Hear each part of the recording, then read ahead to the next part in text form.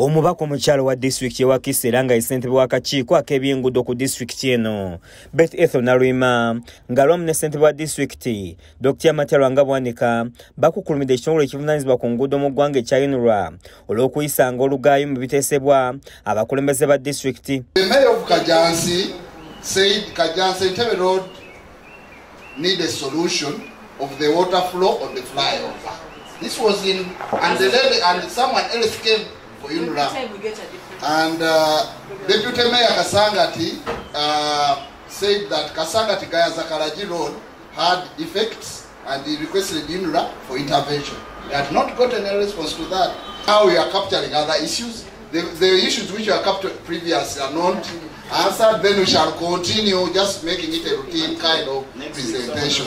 Bano babadde mu nsisinkano n'ekitongole kya UNRA eyindidde Entebbe ng'enegendereddwamu okuba tooki mu ebyo bye baasaba UNRA bakolere bwe bali mu lukiiko gye buvuddeko kubanga kyandibwanga bino byasuulibwa dda mu kasero olw'ensonga nti mpaawo kyali kiteekeddwa mu nkola. Nina okwennyamira eri baganda bange be tukola nabo emirimu abatukiikirira mu paalamenti.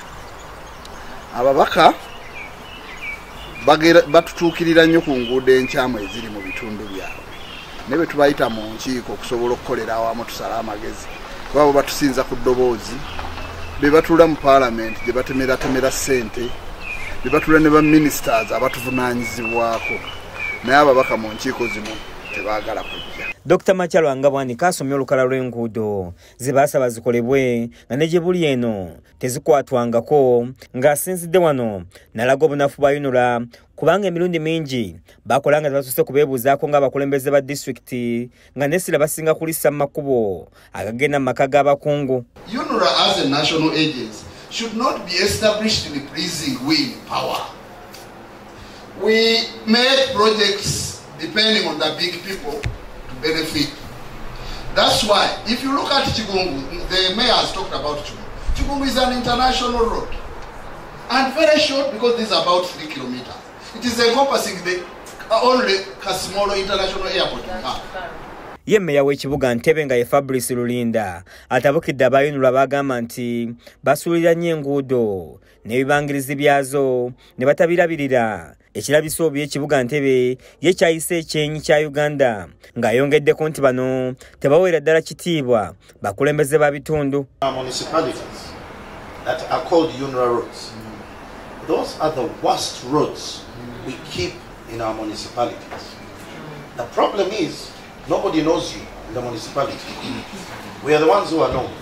So we look incompetent, yet the maintenance of that road, of those roads, falls under your mandate. Haruna Juma nga ye project manager wa UNRA asanze akaseera akazibu okwanukula ebibuzo by'omubaka Beth Nalwima ebikwata ku luguudo lw'e Nakawuka olulinga olwerabirwa era nga bino bimusoseeko n'atandika okutamwatamwa ekijja Nalwima mu mbeera nga bamutegeeza nti bakooye okubayisaamu olugaayo. Make sure that, by the way, do we call for project? Did you write to project managers? Can I get a response from Secretariat? Asinzidde n'alagira aba UNRA okubasindikiranga abakungu mu kakiiko nga baliko bye bateesa mu kifo ky'okubasindikiranga abatalina bukugu ng'aluna kubanga kyandibanga kigenderere.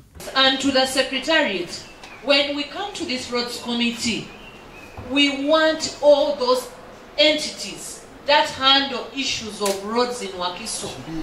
Okay? Kiza Peter yakusakidde eggulire lino ku lwa KSTV Agaleero.